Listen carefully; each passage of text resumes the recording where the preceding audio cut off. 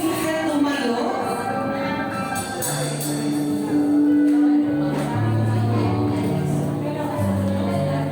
Bago po ako magsimula, babasahin ko lamang po ito.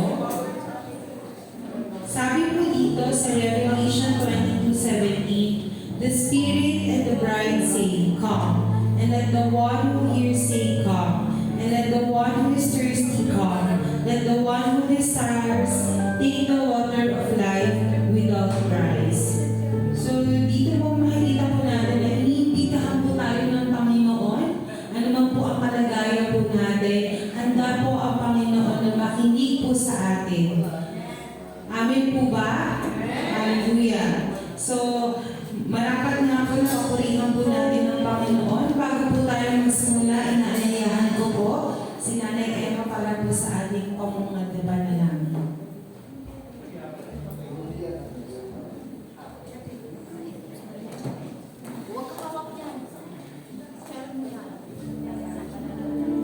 Hallelujah. Thank you, Lord. Thank you, Panginoon. Hallelujah. Lord, nagpapasalamat kami ngayong umaga. Pagkatinigyan mo kami ng magandang umaga sa aming pag-ising, na naroon kami handa mag-ulit. Salamat sa iyo, Panginoon. Salamat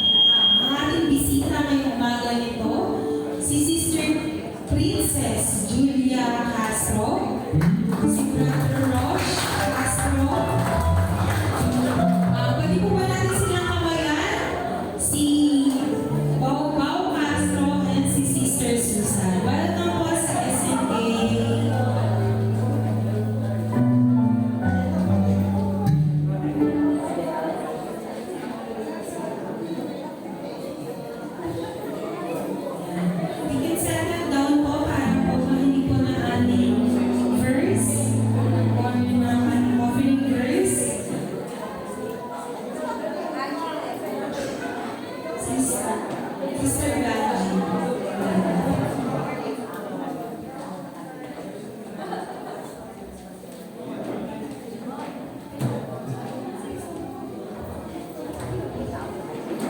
Good morning po sa lahat. Dito ang pag-English. Open lang. Good morning po. At welcome po sa ating mga visitors. Hallelujah. In Deuteronomy 14:22 and 23, God says, be sure to set aside all that your fields produce each year. And in 23, eat the tithe of your grain, new wine and olive oil, and the firstborn of your herbs and flax, in the presence of the Lord your God, at the place He will choose as a dwelling for His name, so that you may learn to reverence the Lord your God. Again, sa 22 po, be sure to set aside of all your fields produce each year.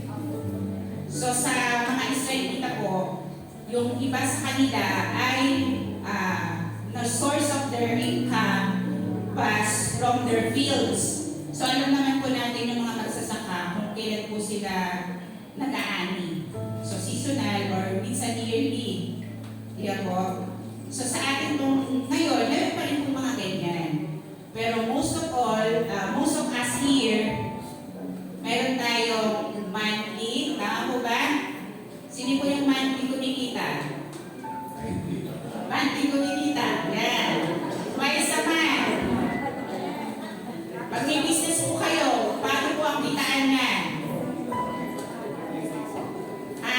Yung mga may business po dito, paano po ang kitaan? So sa mga farmers, ang pag-aani po nila, again, is seasonal or yearly. And God says to be sure to set aside of all that your fields produce each year. So yung to be sure is to be not to fail.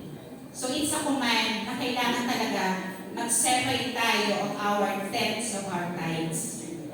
Yeah po. So sa atin na nagtatrabaho, sa inyo na nagtatrabaho, kapag kayo ay twice a month, 2 beses, di ba? Sa kanila kasi yearly sila. So a year of their tenth of their tithes. So sa 23, eat the tithe of your grain, new wine and olive oil, and the firstborn of your herbs, and the flax in the presence of the Lord your God, at the place He will choose as a dwelling for His name, so that you may learn to reverence the Lord your God. And for us to joyfully celebrate, celebrate natin with our co-brothers and sisters together, yung lahat ng yun, or yung ating mga tithes and offerings, i-celebrate naman din po natin as a church to reverence God, to honor God. So yun po ang Deuteronomy 14:23. At God says, sabi na, diba, challenge din naman niya tayo sa Malakay 3:10. Diba, yun yung challenge. Yun lang yung promise ng Panginoon na may challenge. So sina-challenge ko rin po kayo to bring your tenth of the tithes, and God will pour out, open the floodgates of heaven, and pour out blessings na wala na kayong pagsisintan. So yun po yung challenge sa atin na Panginoon. So let us pray. Hallelujah. Father in heaven, purihin po kayo, Panginoon, nakilain sa Panginoon. Maraming salamat that you are the source of everything that we have.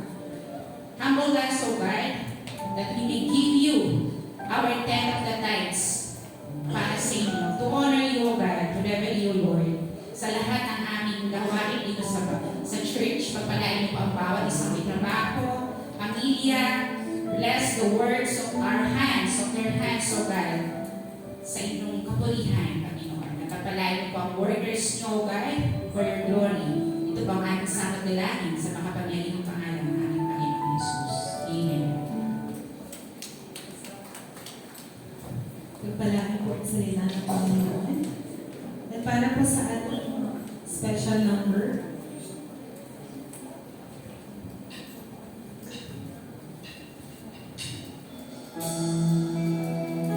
ang title po ng kantang ito is Harvest.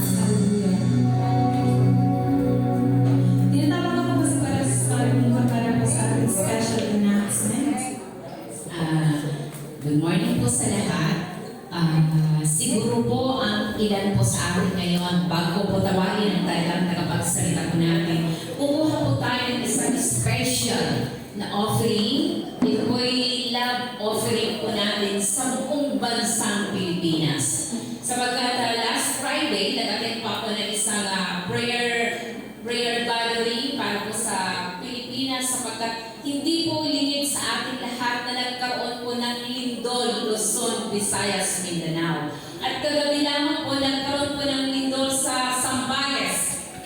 Ngayon pa po yata isa.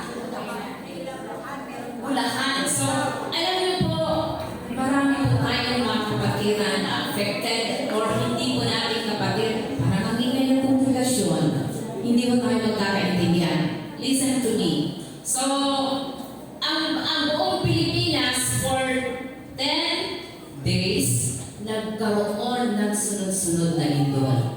At affected, hindi lang po ang body of Christ, maging ang buong bansa. So ngayon po ay kukuha po tayo ng isang special or love offering sa ating pong bansa para makapag-reach out po tayo sapagkat ang sambahayan ni Kristo, ang ating pong pinaka-vision is bring Christ to the family and beyond. So narito po tayo ngayon sa Luzon at we are blessed sapagkat hindi po natin naranasan ang kanilang naranasan ng ganitong mga trahedya. So sa pamagitan po ng ating pong special na love na offering, hayaan po natin kumuha po tayo ng isang offering po today. Huwag po kayong mag-alala dahil I do believe that God will bless you in some other way na makapag-extend po tayo ng love sa kanila. At sa pamagitan ng offering po na to, ipapadala po natin sa mga kapatiran po natin, especially Cebu and Mindanao, para makaabot po natin ang ating pong love para sa kanila. So let's pray, and may the Lord bless your wallet, may the Lord bless your faith, at sa ating pong extension ng ating pong love offering na to, maging pagpapala ito sa kanila. Hallelujah! Panginoon, pagpalain mo ang bawat kamay ngayon, bawat puso na nagmamahal sa iyong bayan. Dalangin ko, Panginoon, na ang mga kamay na to, mga puso na to na nagmamahal sa aming mga kababayan. Lord, ibalik mo in 100-fold ano man na ng Diyos ang aming magiging expression. Mula sa aming kakayanan, hayaan ito na yung pagyamanin sapagkat ninanais namin unat ang aming pagmamahal para sa kanila na sa mga ganitong pagkakataon, Panginoon, maramdaman ng buong bansa na may church, mayroong body of Christ na nagpapahalaga sa kanila. At hayaan mo na maging kabahagi kami. Hindi man kami, Panginoon, makita nila personally, pero ang pagmamahal namin, nais namin ipaabot para sa kanila. Kaya last month offering na to, hayaan mo na magbigay ko ng kaluwalhatian sa iyong dakila at taas-asang pangalan sa pangalan ni Kristo Jesus. Amen. So, nagkandaba na sila. Hindi po ako magsusolo. Hindi po kaya yun. Ikaw na lang, Pastor Aileen. Wala. No, ako ang mga musician. So, whether it a cappella or ano, sige, kantahan.